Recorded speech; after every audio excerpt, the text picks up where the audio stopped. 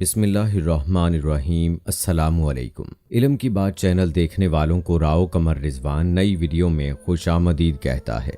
दोस्तों, आज हम आपको एक मोची, एक चिड़िया और एक घुमंडी आदमी का वाकया बताने वाले हैं। वीडियो को लाइक करना मत भूलिएगा। तो आइए वक्त ज़ाय किए बगैर वीडियो को शुरू करते हैं। दोस्तों, बरगद के एक घने दरख्त के नीचे बैठकर एक मोची अपना काम किया करता था। फटे पुराने बस्ते सीता और जूतों की मुरम्मत करता। फिर जाकर उसे इतने पैसे मिलते कि वो अपना और अपने बच्चों का पेट भर सकता। मोची बहुत गरीब था, लेकिन दिल का बहुत सादा और अमीर था।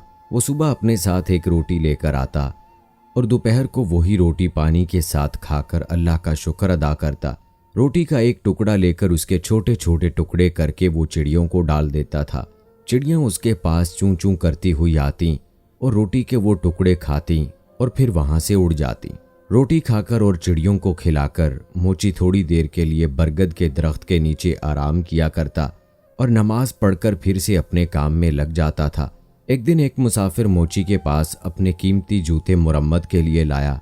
वो देखने में कोई नेक आदमी लगता था। उसने सफ़ेद रंग के कपड़े पहन रखे थे, सर पर सफ़ेद टोपी और हाथ में तस्बीह थी।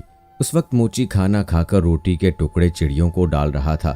मुसाफिर ने देखा कि रूखी सूखी रोटी में से भी उसने एक टुकड़ा चिड़ियों के लिए बचाया है और फिर हाथ उठाकर अल्लाह का शुक्र भी अदा कर रहा है। मुसाफिर ने मोची से कहा, क्यों मियाँ, तुम रूखी सूखी रोटी खाकर भी अल्लाह का शुक्र अदा कर रहे हो, जबकि दुनिया में कितने ही लोग ऐसे हैं जो अच्छा अच्छा खाना खाकर, फल वगैरह खाकर भी अल्लाह का शुक्र अदा नहीं करते। आखिर बात क्या है? मोची ने कहा, मैं किसी से कम नहीं हूँ। अल्लाह पाक ने मुझे सबसे बड़ी दौलत सेहत अता की है और सेहत ना हो तो इंसान सब कुछ होने के बावजूद भी कुछ नहीं खा सकता। मेरे हाथ पांव सलामत हैं, मैं काम कर रहा हूँ और सब्र की दौलत तो मेरे पास है ही। फिर मैं अपने अल्लाह का शुक्र अदा क्यों ना करूँ? ये चिड़ियाँ मेरी पड़ोसी हैं और इनका भी हक है। मैं पड़ोसी का हक एक निवाले से अदा करता हूँ। इससे मेरा कुछ नहीं बिगड़ता, ना ही मेरा कोई नुकसान होता है, बल्कि इनकी चूंटों से मेरी हिम्मत और बढ़ जाती है। मुसाफिर ये सब सुनकर बहुत खुश हुआ। उसने कुरान पाक की चंद आयतें पढ़ीं।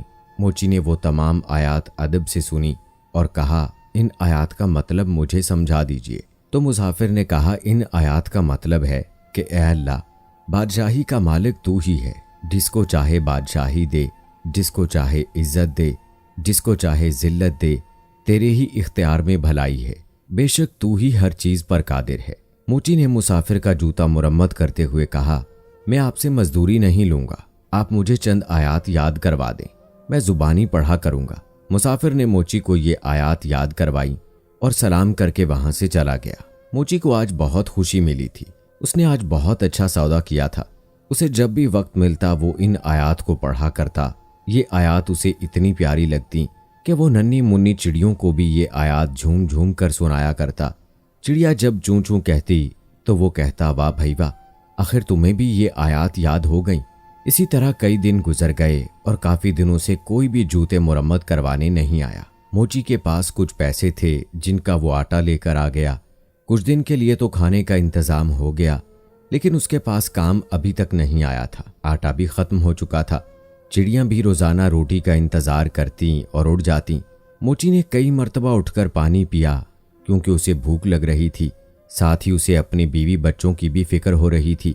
शाम को जब वो थका हारा घर आया तो घर में कोई अनाज मौजूद ना था और सब ऐसे ही भूखे पेट सो गए थे। इस हालत में 2 दिन का अरसा गुजर गया।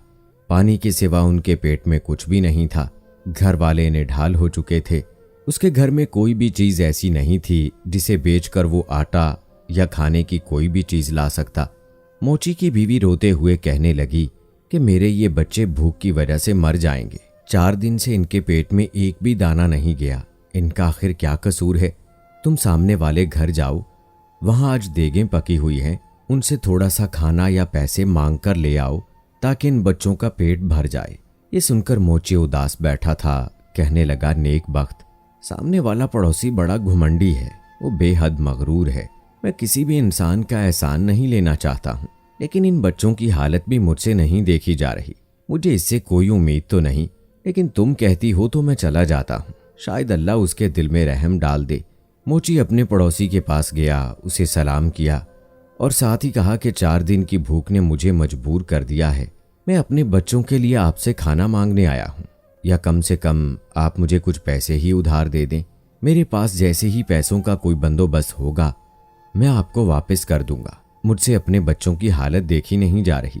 अगर आपको यकीन ना आए तो आप खुद मेरे घर चलकर मेरे बच्चों की हालत देख लें। अगर आज भी उन्हें खाने को कुछ ना मिला तो वो भूख से मर जाएंगे। ये सुनकर पड़ोसी ने हंसते हुए कहा, तू तो बड़ा चालाक है। घर के बाहर देंगे पकती हुई देखी तो सोचा कि क्यों ना खाना मांग के उसे मजे से उड़ाऊं। अरे मेहनत करके पैसे कमाना बड़ा ही मुश्किल काम है। मैंने भी ये पैसे बड़ी मेहनत करके जमा किए हैं, तब जाकर मैंने ये घर बनाया है। तो जैसे मुफ्तखोर पर मैं अपने पैसे क्यों जाय करूं। अब जा यहां से भाग जा। मोची बेचारा ये सुनकर खामोश खड़ा रहा। पड़ोसी ने अपने नौकर को आवाज देकर कहा, अरे जरा इस कमीने मोची को घर से धक्का देकर बाहर तो निकाल। मेरा पैसा हराम का नहीं है जो इन पर जाय करूं। 2-3 नौकर भागते हुए आए और मोची को धक्का देकर घर से बाहर निकाल दिया। मोची इतना ताकतवर तो नहीं था। धक्का लगने पर वो नीचे गिर पड़ा और नीचे पड़े पत्थर से उसकी पेशानी टकराई और खून बहने लगा। जैसे तैसे करके वो उठा, अपनी पेशानी पर हाथ रखा और मस्जिद की तरफ चल पड़ा। इस हाल में उसकी घर जाने की हिम्मत ना थी। बच्चे खाने की आस लगाए बैठे थे और बाप का इंतजार कर रहे थे। मस्जिद में जाकर पहले तो उसने अपनी पेशानी को साफ किया, फिर वजू किया, नमाज अदा की और दुआ में रो रो कर अल्लाह से अपने गुनाहों की माफ़ी मांगने लगा और रोते रोते कहने लगा, ऐ अल्लाह, बादशाही का मालिक तो तू ही है। तू जिसे चाहे इज्जत दे, जिसे चाहे जिल्लत दे, तेरे ही इख्तियार में भलाई है। बेशक तू हर चीज़ पर कादिर है। वो मोची बेचारा रोता जा रहा था और इन आयात को पढ़ता जा रहा था। इतने में मस्जिद में एक आदमी आया। उसने मोची की जुबान से ये अल्फाज सुने तो उसके दिल पर बड़ा गहरा असर हुआ। उसने वजू करके नमाज अदा की और मोची को सलाम किया और कहा, मैं एक ताजर हूँ, मैं अपना सामान लेकर इस शहर में आया हूँ। आते ही मुझ पर एक मुसीबत टूट पड़ी। मेरे एक वफादार साथी की वफात हो गई। अब मुझे एक मुलाजिम की ज़रूरत है। तुम भी अल्लाह के घर में बैठे हो, मैं भी अल्लाह के घर में मौजूद हूँ। अगर तुम मेरे साथ काम करो तो मैं वादा करता हूँ कि मैं तुम्हें तुम्हारा हक पूरा दूंगा। तुम भी वादा करो कि वफादारी के साथ मेरा काम करोगे। मोची ने अल्लाह पाक का शुक्र अदा किया क्योंकि अल्लाह ताला ने मोची की दुआ सुन ली थी। उस शख्स ने मोची को कुछ रकम दी। मोची ने उन पैसों से खाने का सामान खरीदा और घर ले गया। सब ने साथ में खाना खाया। मोची ने ताजर के साथ काम करना शुरू कर दिया। थोड़ी ही मुद्दत में उसके पास बहुत से पैसे जमा हो गए। जब ताजर अपने वतन जाने लगा तो मोची ने खुद तजारत शुरू कर दी। अल्लाह ताला ने उसके काम में बरकत दी और इस तरह वो मोची शहर का अमीर तरीन ताजर बन गया। उसने एक खूबसूरत मकान बनवाया और वही आयात जो वो हर वक्त पढ़ता रहता था उसे एक पत्थर पर लिखवाकर अपने मकान में लगवा दिया। उसके पास बहुत से नौकर काम करते थे। अब बावर्ची खाने में बहुत सा खाना बनता था। कोई गरीब आदमी आता तो मोची उसे इज्जत से बैठाता, उसे खाना खिलाता और उसकी मदद भी करता। बरगद के दरख्त पर जो चिड़ियां रहा करती थीं वो उन्हें भी नहीं भूला था। वो अब भी हर रोज उन्हें ढेर सारा दाना डाल कर आता। एक मर्तबा सर्दी का मौसम था, बारिश हो रही थी। तभी दरवाजे पर किसी ने दस्तक दी। नौकर ने दरवाज़ा खोला। एक आदमी फटे पुराने कपड़ों में दरवाजे पर खड़ा था। नौकर उसे अंदर लेकर गया, उसे कपड़े दिए और बावर्ची खाने से गरम गरम खाना लाकर उसे खाना खिलाया। उस आदमी की हालत देखकर नौकर रोने लगा। इत्तफाक से उस वक्त मोची जाग रहा था।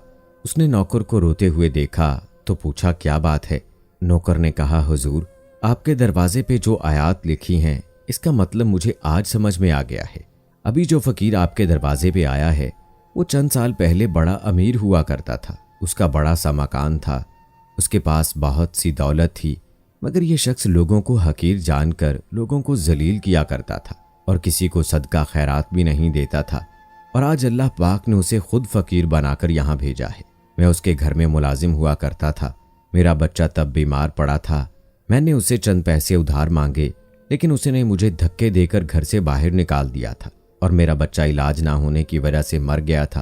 और आज उस शख्स का ये हाल देखकर मुझे रोना आ गया। वाकई अल्लाह पाक हर चीज पर कादिर है।